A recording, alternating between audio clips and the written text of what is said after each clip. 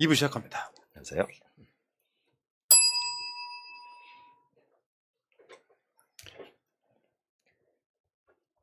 정권 교체를 위한 싱크탱크 289회 방송 시작하겠습니다. 지금 제 옆에 두 분 나와 계십니다. 볼메 그린님. 안녕하세요. 네. 볼메 그린입니다. 옷도 그린으로 깔을 맞추셨구만요. 네. 그 이야기 들으려고 지금 저러고 있는 거예요.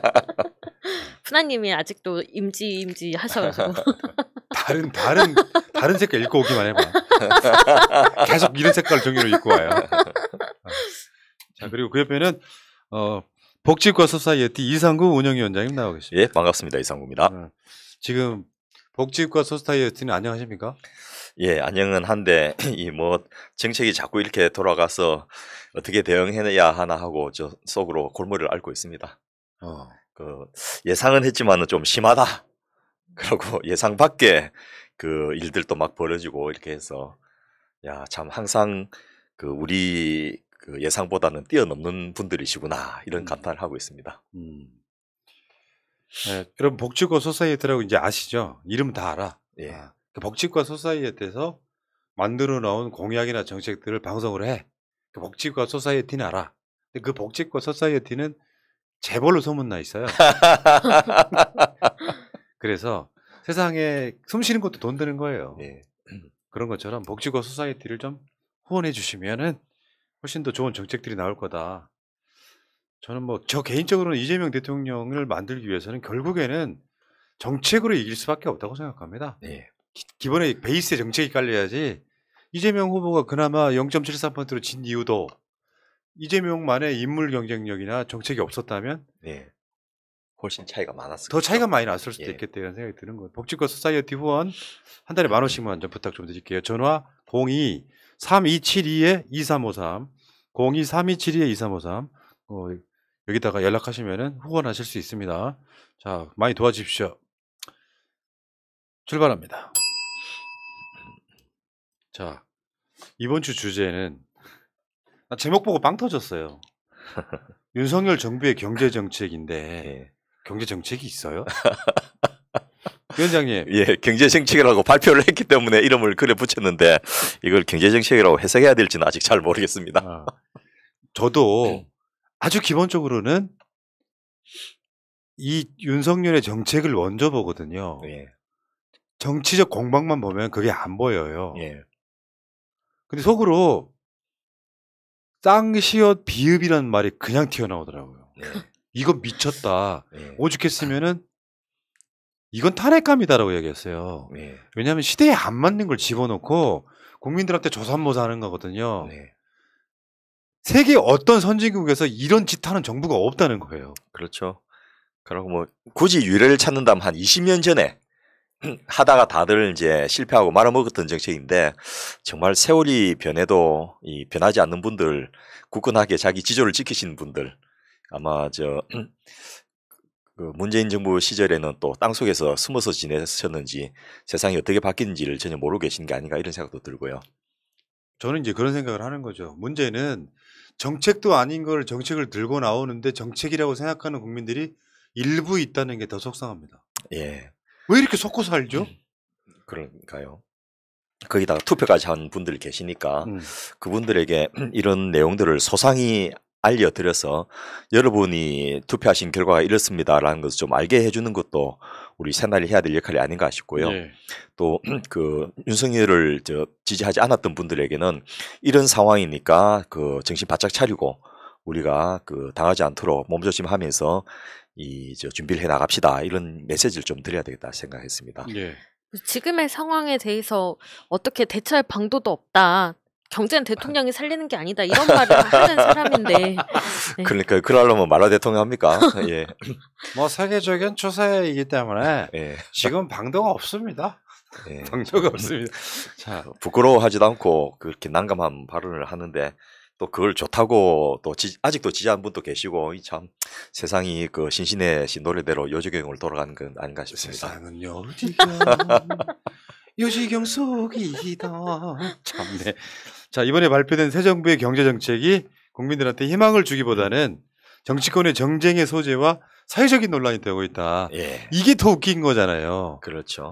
뭐 윤석열 정부가 이 정책 발표한 거 보니까 이렇게 힘들지만 그래도 뭔가 희망이 있네 이게 아니고 우리 같은 사람들은 딱 보면 알잖아요. 이거 꼼수네. 예.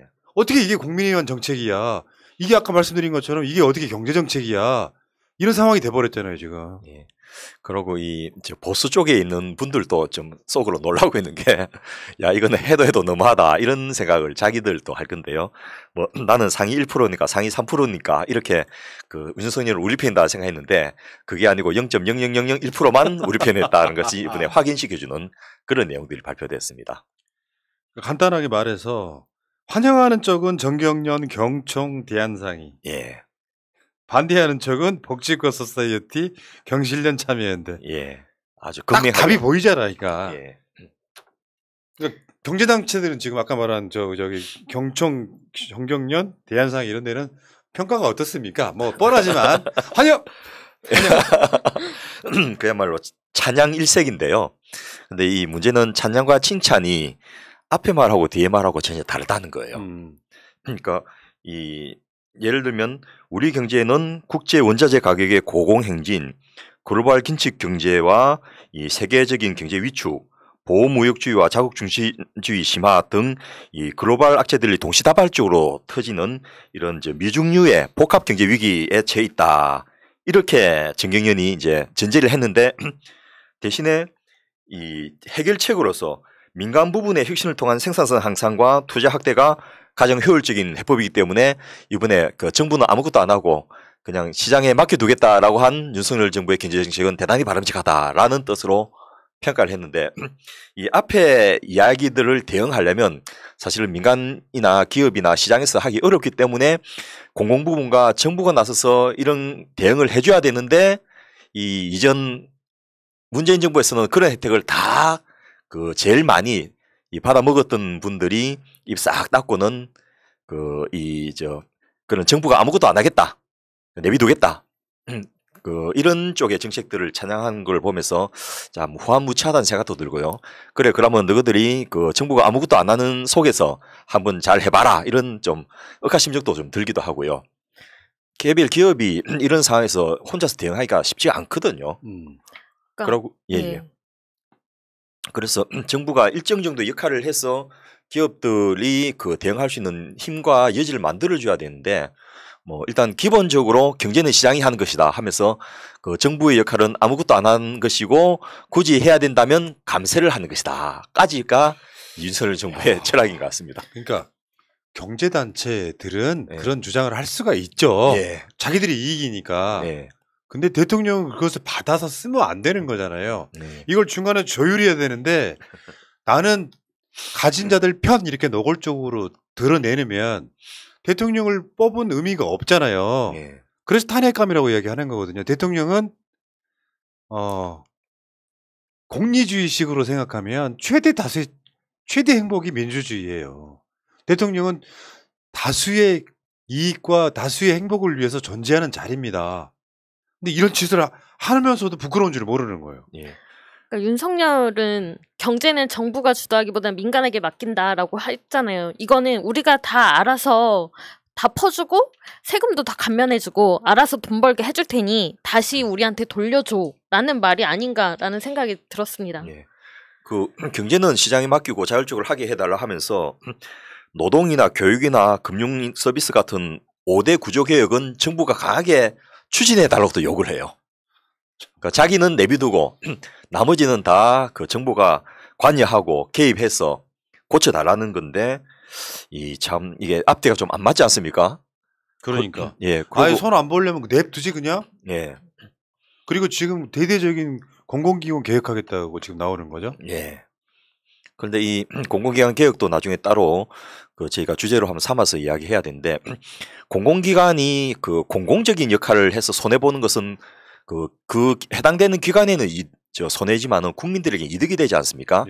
그래서 착한 직자라는 말도 있는데, 공공기관이 돈 못 벌었다고 이 공공기관 평가를 나쁘게 하고 공공기관 장을 잘라버리고 뭐 이런 식으로 쓰고, 특히 이제 자기가 말 안 듣는 이 눈에 거슬리고 또 자기 이 직계에 있는 사람들 좀 보내고 싶은 자리들을 비우기 위한 수단으로 이 공공기관 평가도 이용하고 있고 이렇게 해서 공공기관이 이름만 공공이 아니고 공이 많아서도 공공이 아니고 공익적인 역할을 하기 때문에 공공인데 그렇죠. 이 공공기관이 공공기관의 역할을 못하도록 하는 것이 정부의 역할이다라는 좀 생각을 하고 계시면 공공기관이 그 역할을 못함으로써 피해보는 국민들이 생길 수밖에 없거든요. 이런 부분에 대해서 그리고 궁극적으로 이거는 민간이나 기업에도 피해가 가는데 왜 그런 생각을 잘 못하신지 안타깝습니다. 분위기가 그런 거죠 지금. 결국 세금을 통해서 공공기관의 적자를 메꾸는 과정으로 지금까지 해왔고요. 예. 여러분들 생각하는 것보다 공공기관의 적자라고 하는 것이 나라에 엄청난 부담을 주는 것도 사실 아니에요. 예. 예를 들면 한전이 일부 민영화돼 있는 거잖아요. 지분으로만 놓고 보면. 예. 그러면 거기에 무슨 배당금을 올리기 위해서 뭐 전기 요금을 인상해야 된다 같은 이런 주장들에 정부가 휘둘려 버리면 결국에 죽어나는 건 서민들이고, 한전이 적자가 나지 않는다면 결국엔 세금으로 메꿀 이유가 없어서 부의 재분배 효과는 또 떨어지는 측면이 있기 때문에 어쨌건 공공기관 적자 나는 거에 대한 비판을 한다는 것 자체가 100% 틀렸다고 볼 수는 없지만 악의적 선동이라는 것은 분명합니다. 그게. 예, 방금 언급하신 한전 적자의 가장 큰 수혜자가 바로 제조업을 하는 대기업들이거든요. 왜냐하면 세계적으로 우리나라 같이 싼 값에 전기를 공급하는 나라가 거의 없습니다. 옛날에 포항에 있는 용광로가 여러분 보셨겠지만 코크스라 해가지고 이 화력이 높은 석탄을 썼는데 지금 그 용광로 중에서 2개가 전기 용광로가 있습니다. 용광로 하나가 한 20만 도시가 쓰는 정도의 전기를 썼는데요. 그런 말도 안 되는 짓을 할 수 있는 이유가 우리나라 전기값이 원체 싸기 때문이고요. 세계적으로 데이터 센터가 한국에 많이 들어오려고 지금 타진을 하고 있는데 그 이유도 데이터 센터라는 게 컴퓨터를 돌려서 이 전기를 소모해야 되는데 한국 전기값이 원체 싸서. 근데 기업들한테. 예. 기업들은 원체 싸서 한국에 입장하는 게 유리하기 때문인데 기업들이 그렇게 이득 보는 건 생각 못 하고 이제 한전 적자를 정상화시키기 위해서 전기값을 올려야 된다라고 주장을 하는데 그러면서 이제 기업 전기는 올리지 말고 가정용 전기만 올리자 이런 식으로 또 뒤에서는 작업을 하고 있고 이런 좀 유율배반적인 일들을 하고 있습니다. 근데 이제 이게 인수위원회에서 하는 국정과제 같은 걸 보면은 예상이 됐던 건데 예. 더 심하고 노골적이죠 지금. 대통령이 되고 나니까. 그래서 그러려니 생각은 했지만은 이럴 수가까지를 이제 보여주고 있는 끝판왕이라고 하는데요. 이 정도일 줄은. 예. 너무 노골적으로 이 친대기업, 친재벌, 친고소득자 편을 들고 있으니까 옛날에는 그냥 이명박 시즌 2 정도로 생각했는데 그게 아니구나. 한층 더한 이 정권이구나라는 것을 이제 깨닫게 되고 앞서 말씀드렸던 대로 상위 1%나 5% 정도 되면 나는 이제 이 정부의 혜택을 좀 받겠지 생각했는데 너희들은 아냐. 너희들은 진골도 아니고 유투품도 못 돼. 실제 우리는 선골들은 0.00001% 정도는 돼야지 이제 선골로 혜택을 볼 수 있어. 그런 정책들을 발표를 하고 있다는 거죠. 뭐 자기 재산이 1,000억도 안 되는 것들이 부자라고. 그러니까요. 딱 그 느낌 아니요? 예. 상속세 감면을 받으려면 1조 원 정도는 돼야지. 1조 원 정도는 돼야지. 예. 근데 거기에 아주 지금 영세민 수준이 윤석열이 부안해동하는 거 아니에요? 예. 근데 아마 이분은 자기가 무슨 짓을 한지를 잘 모르고 하시는 가능성이 높을 것 같습니다. 너무 노골적인 거죠. 대통령을 처음 해보는 거라서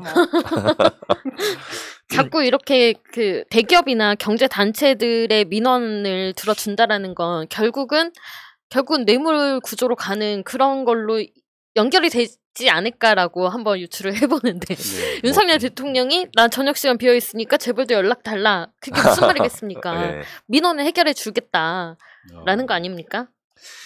스폰서 검사라는 옛날에 말들이 많이 돌았지 않습니까? 그런데 명백한 그런 증거나 이 정인들이 있음에도 불구하고 대부분 검찰들이 검찰에 대한 수사는 거의 안 하지 않습니까? 그래서 실제로 이루어지는 것보다는 훨씬 적은 것으로 알고 있거든요. 예를 들면 제 친구들도 고등학교 때는 참 순수하고 열심히 하는 이런 친구였는데 이상하게 이제 법대 들어가고 사법고시 칠 때까지는 좋았는데 그 중에서 검사가 되고 나면 매년 소식이 뚝 끊기거든요. 그런 다음에 좀 여유가 있어서 만나게 되면 사람이 달라져 있습니다. 그리고 굉장히 건방져져 있고 일단 저 초임 검사로 지방에 부임해도 영감님 이렇게 해서 지방 유지들이 모시는데요. 숙소가 그냥 그 지역의 최고급 호텔입니다. 그리고 그 모든 숙식과 이런 걸 다 제공을 하거든요. 그러면서 그 시골에 내려와서 고생이 많으십니다. 이렇게 아무런 대가 없이 몇 년을 그 서포트를 하거든요. 그리고 뭐 옛날 그 검사하고 선생하고 뭐 이렇게 정치인이 같이 밥 먹으면 누가 돈 내느냐 뭐 이런 그 우스개가 있었는데 하여튼 그 중에서 그 제일 돈을 안 내는 쪽도 이제 검사라는 그 이런 이야기들이 저희가 친구들 모임에서 확인을 좀 하는데요. 야 나는 그럴 때는 또 돈 낼 때는 나는 공무원이야 이런 이야기를 하시는데 그 하여튼 그 엄청나게 그 요즘 원희룡 지사가 그 최근에 원희룡 밥집이 아주 제주도에서 유명하지 않습니까? 예, 밥 한 먹으면 보통 1,000만씩, 2,000만씩 이렇게 날아갔는데 그런 집을 다닐 수 있었던 것도 검사 시절부터 좀 익숙하기 때문에 아닌가라는 추정을 해보는데 그러니까요. 어쨌든 그런 접대 속에서 살면서 그 검사는 접대받는 게 그 접대가 아니다라는 생각을 좀 하고 계시는 것 같고 그래서 뭐 이걸 해주면 뭘 해줄 것이다 이런 개념도 없이 그냥 그 호의로서 그 이렇게 그 당연하게 생각하는 게 아닌가 이런 생각도 들면서 뭐 저는 나쁜 뜻으로 이렇게 그 특정 저 집단을 지원한다 이렇게 생각은 하지 않는 게 항상 그렇게 생각하고 살아왔거든요. 근데 이런 재벌이나 어떤 관공서, 관직에 있는 사람들과의 유착 관계나 이런 것들을 감사할 사람들, 감시할 그런 사정기관에도 다 검찰들이 앉아 있으니까 예. 과연 제대로 돌아갈 것이냐가 너무 우려가 되는 거죠. 이제 문제는 이제 지금부터인데 그냥 윤석열의 경제정책이라고 표현하면 내가 비웃었던 거는 윤석열의 부자 감세 정책이에요. 그거 아닙니까? 예. 위원장님? 그리고 경제 정책이라면 이제 경제 현안에 대한 대응 방안이나 해결책이 좀 보여야 되는데 그 예를 들면 이게 그 기재부가 발표한 새 정부 경제정책 방향으로 굉장히 두툼합니다. 아, 그 종이 아깝게 그거를 온라인으로 보고 마시죠. 예, 아니 그래도 좀 우리가 또 종이로 보는데 익숙한 측면도 있고 앞뒤로 비교해 보려면 아재, 뜯어갖고 이렇게 아재. 놓고 해야 되는데 앞부분의 문제점은 굉장히 정리를 잘 해놨거든요. 물론 이 문제점 정리도 불과 이 경제정책이라는 게 6개월 만에 한 번씩 발표되는데 지난 6개월 전에 경제정책에서는 너무나 잘하고 있고 전혀 문제가 없다고 했던 것이 그대로 같은 팩트를 놓고서 이제 엄청나게 문제이기 때문에 빨리 고쳐야 된다라고 이야기하는 이런 뭐랄까 후한무치한 그런 것도 있습니다만은 전체적으로 가장 큰 문제점이 앞부분의 문제점이라고 제기해 놓은 것이 뒷부분에 답이 없다는 겁니다. 그래서 세계적인 경제 위기다 해놓고는 그냥 부자 감세. 또 이 엄청나게 이 우리나라의 구조적인 한계성 때문에 경제를 근본적으로 고쳐야 된다. 이렇게 하면서도 대답도 부자 감세. 물가 상승이 시급하기 때문에 적극적으로 대응해야 된다라고 하면서도 부자 감세. 뭐 이렇게 모든 문제에 대해서 기승전 부자 감세. 예, 이렇게 한 답만 이렇게 대표를 하고 있어서 야 이게 좀 논리학을 안 가르쳐서 그렇나 아니면 그냥 앞부분은 그냥 그 어쩔 수 없이 쓴 말이고 결론은 쓴 사람은 저 따로 있는 게 아닌가 이런 생각도 들고 하여튼 좀 어색합니다. 그거 아니에요. 부자가 편안해야 모든 백성이 편안하다. 이런 논리잖아요, 지금. 예, 예. 그러니까 이게 조금 더 가면 법인세를 깎아주면 그게 이제 대표적인 부자 감세인데 예. 그래서 기업들한테 세를 깎아주면 그 기업들이 이제 기업 활동을 열심히 해가지고 거기다가 소위 말하면 낙수 효과가 있을 거다. 예. 이게 없다는 건 이미 역사적으로 증명이 됐어. 그렇습니다. 그럼에도 불구하고 이걸 계속 집어넣고 있는 이 윤석열 정부는 마치 그 박근혜 이명박 정권에서 이미 죽었어야 될 귀신들이 예. 다시 살아 돌아와서 뒤에서 뭔가 조정하는 느낌. 예. 근데 그 귀신들은 또 뭐 이 제사상 차리고 기도하면 사라지고 하는데 이 귀신은 저 제사밥도 저 별로 좋아하는 것 같지 않고 혐오를 좀 좋아하시는지 그 윤석열 대통령이 노골적으로 법치 국가는 검찰이 통치한 나라가 법치 국가다 이런 이야기를 하셨지 않습니까? 근데 제 생각에 진짜 그 우스갯소리를 하는 게 아니고 그렇게 확신을 하시는 것 같아요. 아니 황당한 게 그걸 구분 못하면 그게 사람입니까? 단핵감이지. 대통령이 법관 출신들 그 예. 뭐 검사 판사들이 다스리는 나라가 아니라 법을 공정하게 집행하는 게 법치죠. 예. 그래서 방금 말씀하셨듯이 그 트리클다운 이펙터 이런 것들이 이제 신자유주의 하에서 그 굉장히 유행하다가 그 한 20년 해보니까 소용없어서 다 폐기를 했고요. 그 천병이었던 IMF, OECD 같은 데서도 더 이상 그런 이야기 안 하거든요. 미국의 콜린 파월 연방준비위원회 의장은 젊은이들한테 집 사지 말라고 이렇게 이야기를 하는데 우리나라는 이번 정책에서도 빚을 좀 더 내어서 집을 살 수 있도록 빚을 더 많이 낼 수 있도록 제도를 그 바꿔주겠다. 이런 내용을 발표하고 있어서 배울 때 참 선별적으로 배우시는 게 아닌가 이런 안타까움도 있습니다. 너무 공부를 안 하는 거예요. 예. 이거는 그 부자들이 영화 같은 데 보면은 개돼지라고 표현하는 그 소위 민중들 예. 이 사람들을 바라보는 시각이거든요. 세상 우리가 끌어가는 건데 우리 좀 편안하게 해주면 알아서 이렇게 내려보내줄게. 콩고물 여기에 너무 매몰돼 있는 그런 사람이 지금 대통령이 올라가 있다 보니까 더군다나 그렇기 때문에 추경호 같은 대표적인 그런 사람을 경제부총리에다가 임명해놓고는 이제는 본격적으로 부자 감세하는 거 이게 본인들의 정권의 명을 단축시킨다는 걸 모를까요? 왜냐면요 이명박 때랑 지금 또 달라져서 국민들은 금방 눈치채고 언론도요 빠른 언론도 있겠지만 지금 이미 분위기를 보면은 조중동도 이건 너무 위험한데 같은 뉘앙스가 있잖아요. 예. 굉장히 심각하고 이러다 보니까 지지율은 계속 떨어지고 있는 거죠. 이명박 시즌2란 얘기 많이 하는데 이명박 정부 때도 법인세를 낮췄었잖아요. 그래서 37조를 적게 걷었는데 4대 기업인 삼성, LG, 현대차, SK가 사내 유보금이 88조에서 94조로 늘었습니다. 근데 이번에 발표된 정책에 보면 사내 유보금에 세금 물리는 제도를 없애자라는 내용이 담겨져 있는데 예. 결국은 이들이 그 사내 유보금을 계속 늘릴 수 있는 그런 창구를 열어준 거잖아요. 금리 8%까지 오르면은 논하는데요. 그러니까요. 땅 사는 것보다 더한데 그거는. 예. 야 근데 문제는 이제 그 유명한 줄푸세. 예. 이명박 때 줄푸세. 이게 이제 그 오리지널 그 저작권은 이명박에 있는 게 아니고 박근혜 후보의 이 경제 가정교사였던 김강도 의원이 그때 경선 당시 한나라당 경선 당시. 예예. 그 정부의 규모와 세금은 줄이고 작은 정부를 이야기하죠. 불필요한 규제는 풀고 법과 질서는 다시 세우자라는 것인데 뭐 이명박 박근혜가 서로 대립하고 견제도 했지만은 이 사상과 철학은 이 줄푸세라는 것으로 하나로 묶을 수가 있는데요.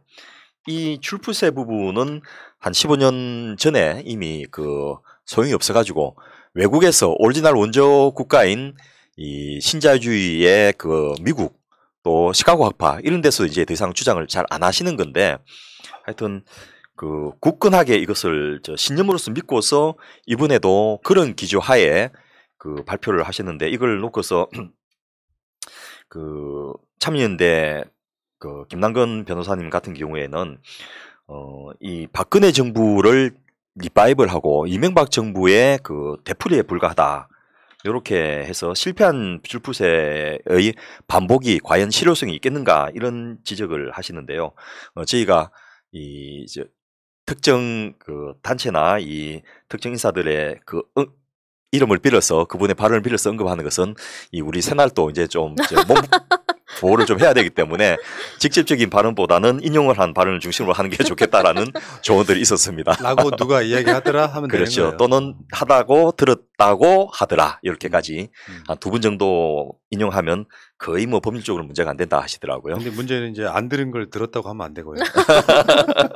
근데 이런 경제정책 발표를 할 때 공청회도 하고 토론회도 하는데 이런 데 나오는 학자라는 분들이 정부의 안에 대해서 비판적인 목소리를 내는 사람들이 적다라는 거. 네.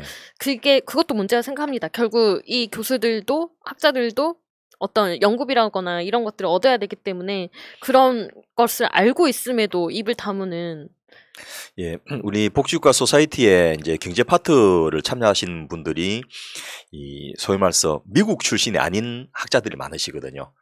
박사를 영국, 독일, 프랑스 이런 데서 하신 분들인데 그 학벌은 뭐 예를 들면 프랑스의 그랑제골을 나오신 분, 영국의 옥스포드나 캠브리지 나오신 분 이런 쟁쟁한 분들이 많으시는데 일단 국내 학계에서는 미국 출신의 그것도 특정 그 대학교 출신이 아니면 일단 저 대학에 취직이 안 되는 부분.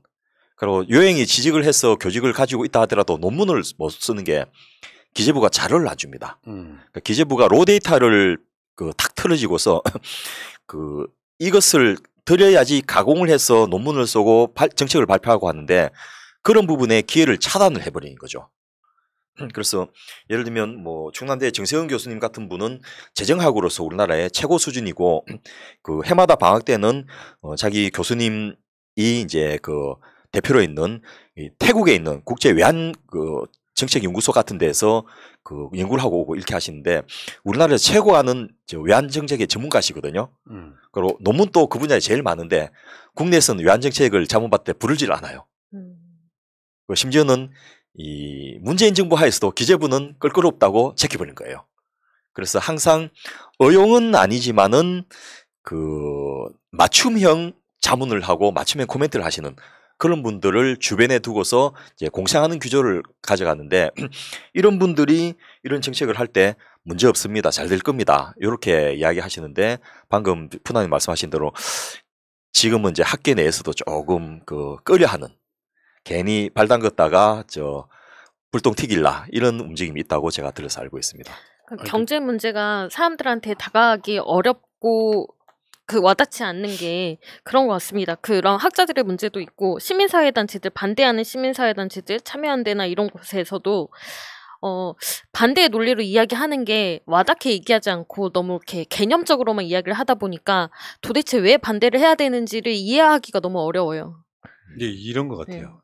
진짜로 가진 자들이 이제 권력을 가진 검사들한테 이야기할 때 기업들은 말이야. 나 내버려두면 알아서 내버려두면 잘해. 정부는 그때 기업 활동 잘하게 도와주면 되는 거야. 그러면 경제 살아나는 거 아니야. 이런 그들의 어떤 그 거짓 선동에 그냥 넘어가는 거죠. 그럼 뭐 술이나 좀 마시고 가게. 그럼 편의점 봐주고 이러면서 이제 그쪽 기업에 비리가 있어도 수사를 안 하는 쪽으로 가면서 마치 전두환이 왜 자기한테 이제 그저 뇌물을 안 준 기업들 그냥 망하게 만들었던 이 구조의 반대 구조 속으로 끌려가 들어가는 그 느낌이 분명히 있는데 경제는요. 예전에는 경제의 가치관 차이가 있었어요. 진보적이냐 보수적이냐. 근데 지금은 그 시기를 넘어갔다고 생각을 하거든요. 현실적으로는 가장 중요한 거는 자본주의의 심화와 양극화예요. 그 구조를 내버려 둔 채로 계속 나라의 경제를 굴리는 순간 미국보다 더 심한 나라가 되는 거고 그래서 이 빈익빈 부익부와 양극화를 줄이는 것이 기본적인 정치 목표가 돼야 돼요.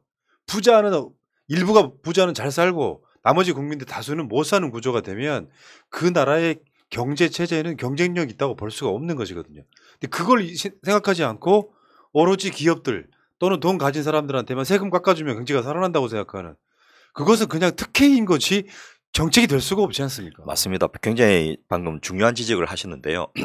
지금 우리나라 경제 구조가 가진 가장 심각한 문제 중에 하나가 바로 소득과 자산의 양극화인데 이번 새 정부의 경제정책 방향에는 비정규직, 실업자, 자영업자, 중소기업에 대해서는 대책이 빠져 있습니다.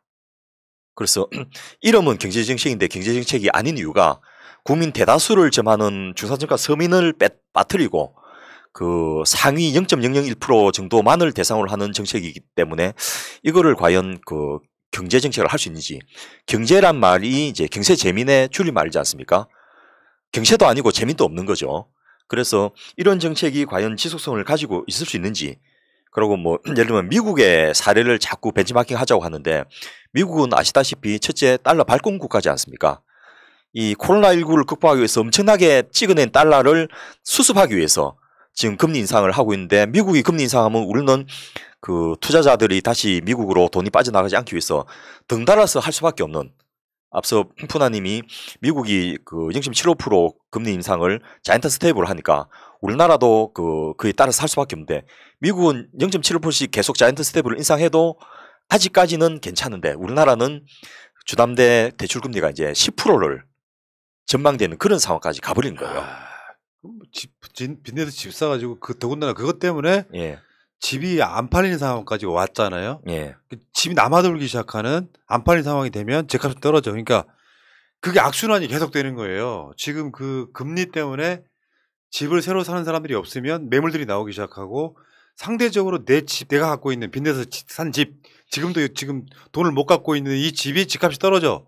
나중에는 내가 낸 돈, 내 돈이 내 집값보다 더 많아지는 상태에 악순환이 시작되는 거죠, 지금 현실적으로는. 자, 근데 지금 세금 그 부자 감세 중에서 법인세율 그 설명 좀 해주세요. 얼마나 감면해 주겠다는 예. 건데. 뭐 그 한 2% 3% 정도 낮춘 가지고 뭐 그렇게 난리를 지겠느냐 이렇게 이야기하시는데요. 일단 법인세 최고세율은 이제 김대중 노무현 정부 때 2000년대 초에 28%까지 달했다가 이명박 정부에서 25%로 낮추고 다시 또 22%까지 낮췄는데요. 문재인 정부 하에서 이게 겨우 회복이 됐습니다. 10년 만에. 그래서 그 소득세법을 개정해서 기존에 밑에 있는 세율은 손대지 못하고 과세 표준 3천억 이상 구간을 신설해서 거기에 대해서 최고세율을 25%로 만들었습니다. 우리나라 과세 표준이 어떻게 됐냐 하면 법인세 과세 표준이 2억 원 이상의 경우에 10%, 과세 표준이라는 것은 모든 비용 처리를 다 하고 영업이익 중에서 순수익만을 이야기를 합니다. 그 세금의 부과 대상이 되는 이 법인세의 과세 표준이 2억 원 이하는 10%, 200억 원까지는 20%, 3천억까지는 22%를 하는데 과세 표준이 3천억이 초과되는 기업은 이제 25%를 지금 해주고 있거든요. 근데 문제는 이 3천억이 초과되는 기업은 한 72개밖에 안 됩니다. 72개. 예. 아. 뭐 시기별로 이제 뭐 56개에서 72개 왔다 갔다 하는데 이 정도 되는 기업은 우리나라에서는 일단 그 대마불사에 속하는 그런 기업들이시거든요. 대마불사 그냥 재벌들이요. 예, 그냥 재벌도 아니고 후순위는 쳐다보지도 않는 그런 엄청난 재벌들인데 이 정도 되는 기업들은 법인세가 부담스러워서 투자를 못하지 않는 기업들입니다. 그러니까 두 번째로 설비와 고용을 늘리는 것이 법인세를 깎아준 데 전혀 영향이 없습니다. 수익이 되면 은행 빚을 내서라도 하면 되는 거고 은행들은 여기에 돈 빌려주는 것을 대단히 영광스럽게 생각하거든요. 그러니까 이런 기업들은 돈이 아쉬워서 또 사내 유보금이 적어서 못한다 이런 건 없고 다만 이 사내 유보금이나 세율이나 세금은 이 기업들의 오너 집단만이 이제 관심을 가지는 거죠. 뭐 실제로 그 여기 이사급들도 연봉이 정해져 있는데 뭐 그 이 세금을 좀 적게 낸들 자기 수입이 더 많아지고 이런 경우는 많이 없거든요. 그러니까 이 금액을 깎아주는 것처럼 생각하고 사회에 환원할래라고 하면 얼마나 좋겠습니까? 예. 근데 그냥 그런 것도 없이 그냥 알아서 깎아줄게라고 하니까 더 분통이 터지는 네. 것이죠. 지금 최고세율 25%를 내는 기업들도 각종 감면 조치 때문에 실효세율은 낮다. 예.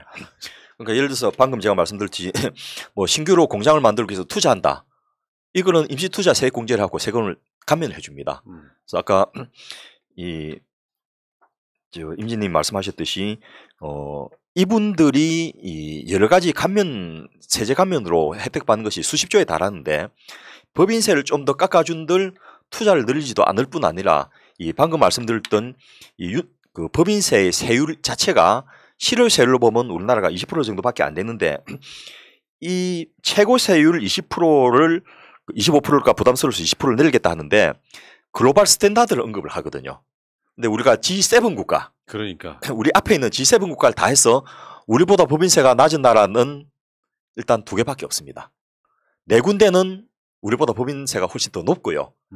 또 나머지 한 군데가 미국인데 미국은 오바마 정부에서 35%였던 것을 이 트럼프가 21%를 낮췄고 지금 바이든 정부에서 다시 28%를 올리고 있는 중입니다. 그러니까 중간선거 앞두고 이제 눈치를 좀 보면서 조율을 하고 있는데 이래 치면 한 2개 정도가 우리보다 법인세가 낮거든요. 그런데 이 우리보다 법인세가 낮은 두 나라는 어떤 나라냐? 소득세율이 엄청나게 높습니다. 그래서 법인세를 굳이 많이 매길 필요가 없는 나라들이죠. 그러니까 이 개별 조세 부담률을 보면요. 우리나라는 기껏해야 20 내지 21% 정도 왔다 갔다 하는데요. 이들 나라는 50 내지 60%입니다. 어마어마하네. 예. 그러니까 법인세에서 많이 내는가 소득세에서 많이 내는가는 그 나라의 환경이나 역사나 문화나 전통에 따라서 달라지는데 어쨌든 7개 나라 중에서 우리보다 법인세를 포함한 기업들의 조세 부담률이 낮은 나라는 아무데도 없다는 거죠. 그러니까 그거를 이제 글로벌 스탠다드라고 이제 대국민 사기치는 거예요. 예. 그러니까 국제적 표준이라는 거잖아요. 간단히 예. 말하면. 아유, 그러니까 트럼프도 35에서 21%로 대폭 인하를 했는데 일자리 증가 효과는 전혀 나타나지 않았고 기업들이 자사주 매입하는 데만 돈을 다 썼다라는 그런 통계가 있죠. 예. 그리고 더 중요한 것은 아이고 법인세 납부 기업이 전체 그 기업의 0.1%도 안 되는데 왜 그거 좀 몇 개 기업들 세금 좀 깎아주는 거 갖고 그렇게 난리지겠냐라고 이제 또 반문하는 분도 계시는데요. 문제는 이 0.1%의 기업이 전체 법인세의 60%를 낸다는 겁니다. 그래서 21년도 법인세 세수가 한 70조 4천억 정도 됐는데요. 요것을 2%를 깎아주면 제가 해보니까 한 5조 정도 되는데요. 이 최백운 교수님은 그 2018년 자료를 가지고 한 7조 정도 될 것이다 이렇게 이야기를 하시는데 뭐 어쨌든 개별 기업당 한 50개 내지 70개 기업당 1,000억 정도 깎아주는 겁니다. 예. 그런데 그 1,000억을 깎아줘가지고 그러면 그렇게 생긴 공돈으로 뭘 하느냐? 방금 말씀하셨듯이 이 배당을 더 하든지 또 다른 쪽에 이 소위 말해서 정상적인 투자가 아닌 쪽에 그 수익률 높은 데 하든지 뭐 이런 식으로 썼기 때문에 법인세를 깎아줘서 투자가 늘었다, 법인세를 깎아줘서 고용이 늘었다, 생산 유발 효과가 높아졌다 이런 것들이 하나도 없습니다. 그러면서 이분들이 깎아줘서 이걸 가지고 경제를 활성화시킨다는 보증은 없는 상태에서 깎아주면 세수는 확실하게 최소 5조 내지 7조가 감소한 정책을 이번에 발표를 한 겁니다. 그리고 이 돈들은 국민들이 복지비로 쓸 수 있는 돈들이고 우리 코로나 극복할 때 재난지원금으로 썼던 돈들이고 이런 돈들이 이제 우리가 쓸 수 있는 돈, 국민들이 꼭 필요하게 써야 될 돈들이 사라져 버리는 것들이죠. 어저께 국회에서였잖아요. 자영업 하셨던 분들 손실보상 약속 지키라고 기자회견 하는 걸 봤거든요. 너무하네요.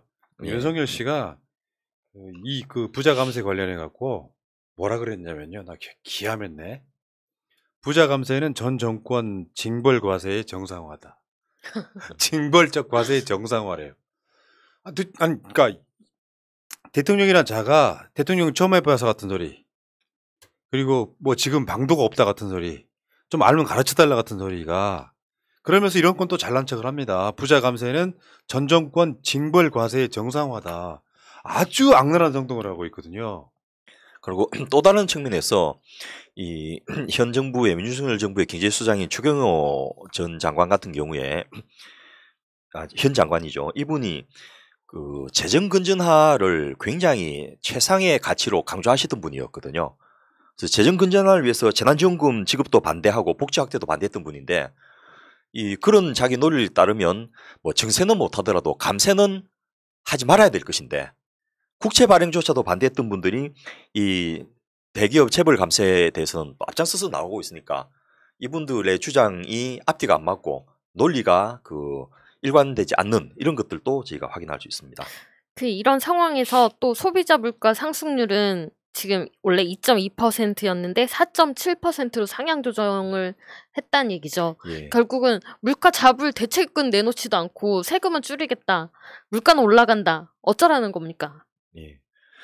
그리고 지금 언론들이나 학자들이 언급을 안 하고 있는 아주 중요한 내용들이 있는데 이 부분이 이제 소위 말해서 악마는 디테일에 있다라는 부분인데요. 이번에 뭐 법인세 한 3% 깎아주는 이런 것뿐만 아니고 이 배당 소득 과세에 대해서 완전히 이제 조세 체계를 바꾸는 그런 내용들이 들어있는데 이게 좀 어려워서 그런지 아니면 의도적으로 언급했다가 좋은 일 없다고 생각해서 그런지 아무도 이 부분을 기사를 안 쓰는 것들을 제가 보고서 좀 안타까운데요. 어떤 내용이냐 하면 지금 우리 화면에 나오는 부분인데요. 내국 법인이 국내 자회사로부터 받은 배당금의 입금 불산입률을 상향시킨다. 말이 좀 어렵죠. 네. 예, 이게 도대체 무슨 소리냐 할 때 지금은 일반 회사와 지주회사를 구분을 합니다. 지주회사가 그 자회사로부터 수익이 발생해가지고 그것을 이 모 회사로 그 받으면 이것에 대해서는 지분율에 따라서 30 내지 100%의 이 세금을 매기는데 이 부분을 그 수익으로 산정을 안 하겠다는 겁니다. 소위 말해서 세금을 안 매겨 주겠다는 거고 일반 회사, 지주 회사의 구분, 상장 회사와 비상장 법인의 구분 없이 다수화하겠다. 그래서 우리 그린님이 언급했듯이 이게 그 앞서 법인세 감면보다 훨씬 더 큰 앞으로 엄청나게 그 재벌 감세, 그것도 이 대기업의 감세가 아니고 특정 재벌 오너들 위한 감세 정책으로서 그 앞서 말씀드린 5조 내지 7조보다 훨씬 큰 반향을 일으킬 내용들입니다. 그냥 그 쉽게 얘기해서 제가 혼자 벌어서 소득을 일으키면 그걸로 세금을 매길 수 있는데 제가 자회사를 여러 개 만들어서 자회사로부터 수익을 받으면 거기에 대해서는 세금을 안 내게 하겠다는 건가요? 그렇습니다. 네. 그래서 입금이는 이제 수익금이라고 이해하면 되는데 현재 세법 규정에 따르면 법인세 15조 2항에 순자산을 증가시키는 거래로 인해서 발생하는 당해 사업연도에 기속되는 수익금이 이제 그 불산입 그 조항의 대상이 되는 건데 예를 들면 뭐 주식 포괄적 교환 차익, 또 주식 포괄적 이전 차익, 감자 차익, 합병 차익, 분할 차익 이런 것들인데 이 일반인들은 뭐 평생 이런 단어를 접할 기회도 없고 접한들 이게 무슨 소리인지 잘 모르지 않습니까? 근데 옛날에 여러분 그 이재용이가 이제 그 재판 받을 때 제일제당하고 삼성물산이 그 주식 가치를 평가할 때 자기가 가진 주식은 이제 높게 평가하고 다른 쪽은 낮게 평가해서 그 교환을 합병을 하면서 그 저 상대 회사를 먹어버리는 이런 방법을 써가지고 이게 문제가 돼서 이 저 대법원에서 유죄까지 받았던 내용이지 않습니까? 근데 이 부분을 이제 완전히 합법화 시켜버리겠다는 겁니다. 야, 윤석열이 진짜로 꾼들한테 휘둘리는 건지 알고도 그러는 건지. 예. 진짜 악마의 디테일은 이런 데 있네요. 예. 그래서 이걸 보면서 야 우리가 이런 걸 못 챙기고 있었구나. 이 정권 가져오면 이런 부분만 빨리 정상화시켜도 또 조금만 더 강화시키면 그 굉장히 큰 영향을 끼칠 수 있겠구나 이런 걸 깨달을 수 있는데요. 이 조항 하나를 바꾸는 것은 지금 재벌 대기업의 문어발식 확장을 좀 뭐 방조하는 정도가 아니고 아예 장려하겠다는 정책입니다. 야, 이 사람 탄핵 시켜야 되겠다 이거. 예. 또 더 좀 그 황당한 것은 이 모기업이 해외 자회사로부터 받은 수익금이나 배당금도 그 세금을 내지 않도록 하겠다는 겁니다.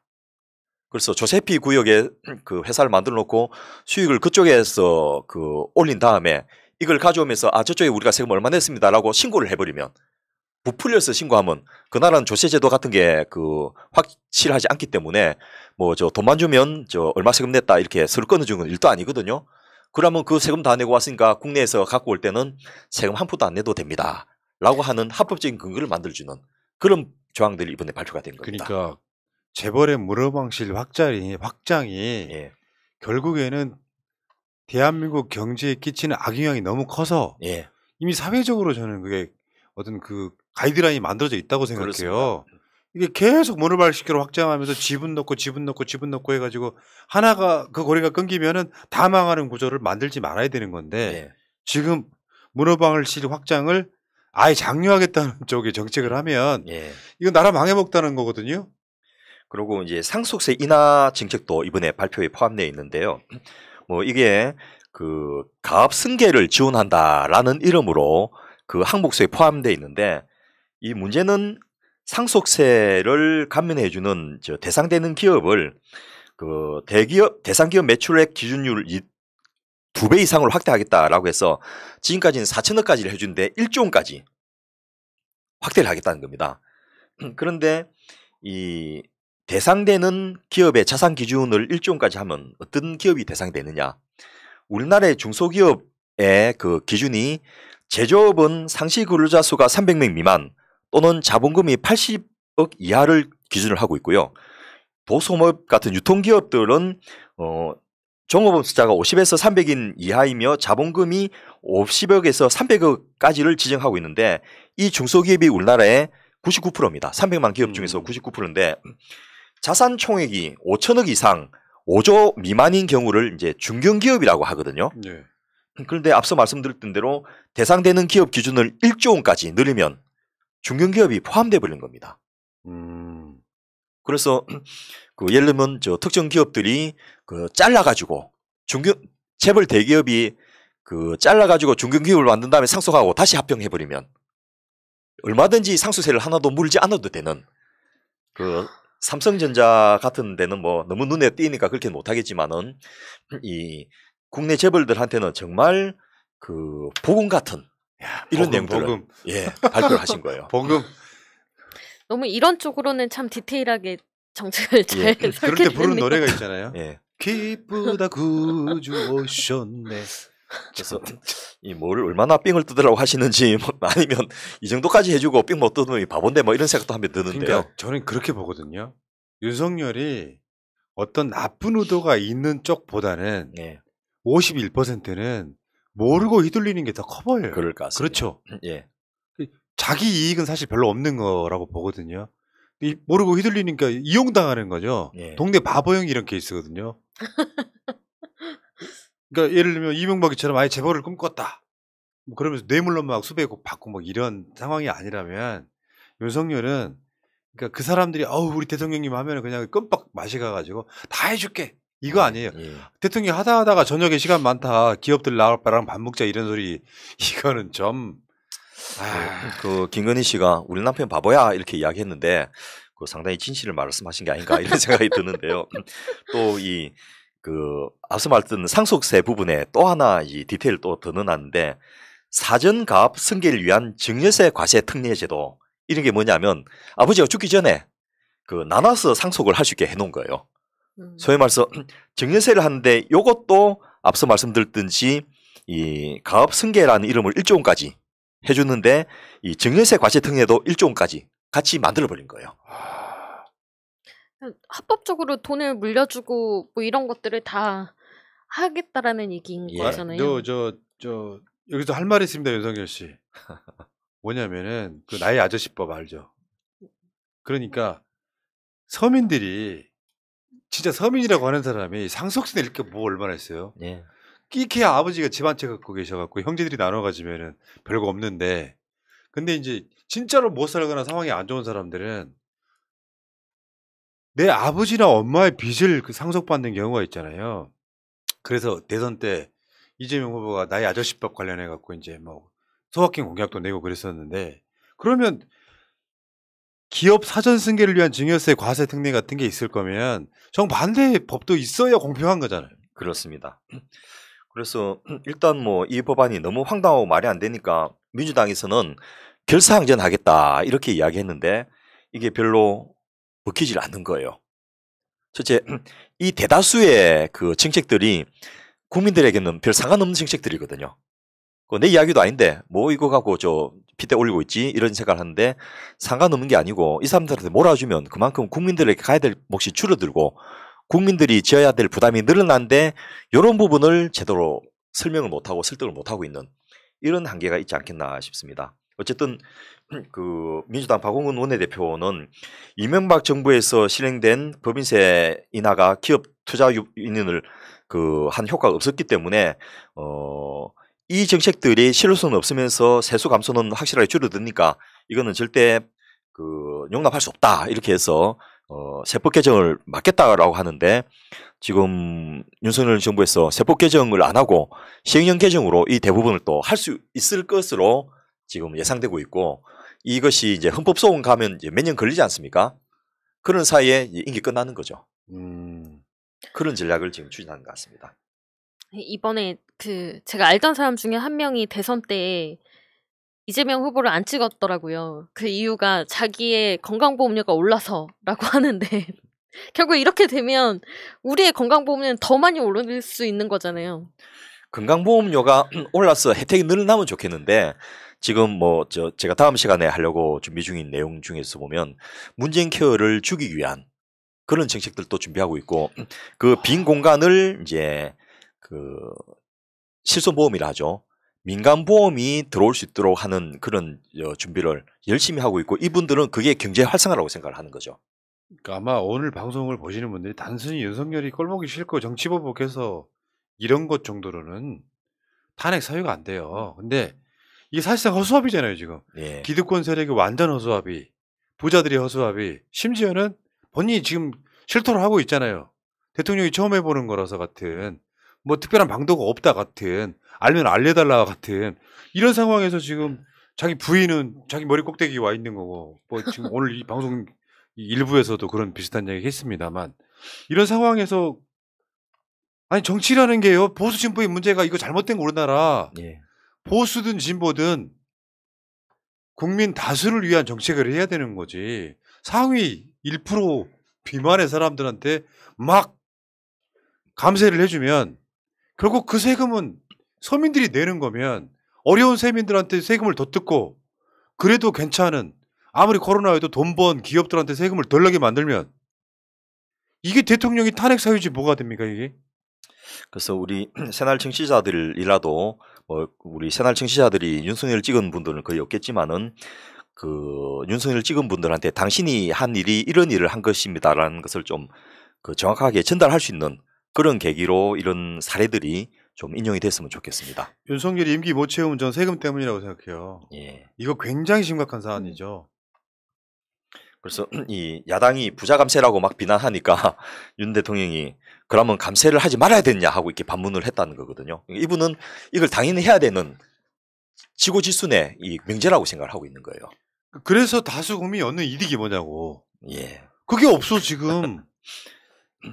그러고 이 검사들이 사법고시 치고 나서는 공부를 안 하는데 이 경제정책도 업데이트를 좀 해야 되는데 20년 전에 한번 들었던 그 이야기 갖고 계속해서 되풀이해서 쓰고 있으니까 이 현실에 맞질 않는 거죠.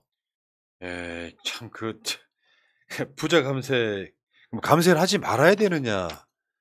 아, 예. 어려웠네요. 뭐 규제 푸는 것도 아마 그런 식의 이익으로 갈 거예요. 예. 그러니까 꼭 필요한 규제도 있잖아요. 그럼요. 근데 그 규제들을 다 풀어서 기업들만 잘하게만, 그러니까 굳이 이 사람들 논리를 듣자 하면 규제나 세금을 줄여서 기업들을 잘하게 만들어 놓으면 일자리 생기고 나라 성장한다, 이런 논리일 거예요. 예. 근데 그게 실패했다는 건 이미 증명된 건데도 불구하고 이러고 있다는 거. 그 이제 오늘 제가 새날을 좀 모시려고 계속해서 로비를 하는데 너무 바쁘셔서 못 모신 분 중에 한 분이 중대재해처벌법들을 현 정부가 어떻게 이제 물타기 하느냐를 예시로 들어서 아주 설명 잘하신 분이 계신데, 지금 이 법을 이제 시행령을 고쳐갖고 어떻게 하냐면 그 근로자가 사망한 산재 사고로 사망하는 기업들은 기업주가 처벌받게 되지 않습니까? 네. 또는 중상 이상의 부상을 2명 이상 당하면 그것도 처벌받게 돼 있거든요. 근데 그 처벌하는 것을 법무부 장관이 결정할 수 있도록 해놨어요. 그러니까 뭐 노동부 장관도 아니고 그 법무부 장관이 뭐 사정까지 다 하고 인사까지 다 검증하는데 그 할도 맞으신 분이 기업 처벌까지도 다 자기가 하겠다는 것이 말이 안 되는데, 아니 그 노사관계 관련돼서 처벌하는 것을 왜 법무부 장관이 결정을 한지 이것도 의문인데, 그런 내용들이 언론에서 거의 지금 보도를 잘 안 해서 지금 거의 물타기가 돼버린 이런 상태인 것 같아서, 그럼 방학이 되시면 좀 나와주십시오 하고 지금 제가 기다리고 있는데요. 그런 내용이 한두 가지가 아니라는 거죠. 윤석열 씨가 뭘 잘못 생각하는 겁니다. 여담인데. 예. 한동훈을 너무 키우면요, 나중에 한동훈한테 이용당하는 수가 있어요. 아, 세상에 그랬잖아요. 법무부도 경제부처다 뭐 이러는 것들. 예. 에이, 참. 그런데 예. 그러면 지금 170석의 야당 당대표가 유력시되는 예. 이재명 의원은 어떤 입장인가요? 예. 이제 이런 비보들 속에서 유일하게 희망 섞인 목소리가 들려와서 제가 찾아봤는데요. 아직은 뭐 스피커가 없으시고 이제 이번에 당선된 초선 의원이시니까 페이스북을 통해서 이야기를 하셨는데, 전대미문의 팬데믹 이후에 찾아올 더 심각한 경제 위기에 대비하기 위해서 거국 비상경제대책위원회를 필요하다, 이런 이제 제안을 했습니다. 맞지요? 맞습니다. 예. 그러니까 제가 그 이야기는 좀 맥락을 좀만 한 번 더 짚어드리면, 예. 윤석열 지지율이 가장 심각한 문제인 거예요. 예. 윤석열이 주장하는 정책이나 이런 또는 뭐 정치적 아젠다 논란들이 국민들 반 이상은 윤석열을 지지하지 않고 있는 상태에서 어떤 경제 정책이 나와도 안 먹힙니다. 우리가 IMF 같은 걸 생각을 해보시면 모든 국민이 합심해가지고 근무기 같은 걸 통해서 지켜내야만 이겨낼 수 있는 거예요. 한 발씩 양보하고. 그런데 지금 이 상황에서는 오히려 이재명 의원이 말한 대책이 가장 기본적으로 이것부터 시작해야 되는 거예요. 예. 그래서 이 정부의 경제 정책을 보면서 지금 법인세 인하가 아니고 유가가 지금 10년 만에 최고치를 찍고 있으니까 국민들이 차 타기가 무서워서 자가용을 집에 두고 나오는 이런 상황을 언급하면서 법인세 인하가 아니고 유가 인하부터 대대적으로 단행해야 된다라고 이야기하니까 이제 7월 1일부터 좀 유가 인하를 하겠다라고 발표가 또 마지못해 했지 않습니까? 이재명 그 의원이 이제 거국 비상경제대책위원회를 이야기하면서 여기서 조건 없이 협력을 하겠다 이렇게 제안을 하셨거든요. 소위 말해서 지난 대선에서 0.7%를 못 얻은 나도 국민을 위해서라면 뭐 거국 중립 내가 이런 거 아니고 장관자를 하나도 안 줬다 하더라도 이 물가, 금리, 환율 같은 국민들의 생활에 직접 관련된 부분을 정상화하기 위해서라면 협력하겠다 이런 정책을 발표했는데 좀 빨리 민주당에서 당대표가 되고 말고를 떠나서 이런 목소리들이 사실은 국민이 듣고 싶어 하는 목소리지 않습니까? 그러나 불안하거든요. 대통령이 그거는 대통령 역할이 아니다라고 이야기하니까 마치 버림받은 자식들처럼 내가 그러면 누가 나를 돌봐주고 누가 나를 지켜주지 이런 좀 불안함이 있는데 이렇게 여야가 협력해서 적어도 민생 부분, 경제 부분은 좀 같이 하는 모습을 좀 보일 수 있으면 좋지 않겠나 싶습니다. 민생이 결국 개혁이라고 또 우리가 계속 얘기해왔었잖아요. 그리고 윤석열 대통령의 공약이었던 자영업자들의 그런 손실보상금 그거 지금 어떻게 되고 있는 겁니까? 왜 이런 얘기는 빠져있고 끝났어요. 그걸로 퉁. 지금 그러니까 뭐 선지급 100만 원 이거는 신청하면 주고 있더라고요. 그러니까 그것도 결국은 어떻게든 손실보상이 이루어져야지 그걸 다시 돌려받던지 안 받던지 이렇게 하는 건데 그런 거에 대한 대책은 하나도 없고 기름값은 오르는데 정유업체들은 역대 최대의 실적을 달성하고 있고 여기에서 지금 뭐 기름값 조정을 해봤자 사실 시장에 반영되는 것은 한참 느리고 그러니까 이런 것들 민생을 개혁을 하는 데 있어서 민생을 챙기는 데 있어서는 여야가 없는 거죠.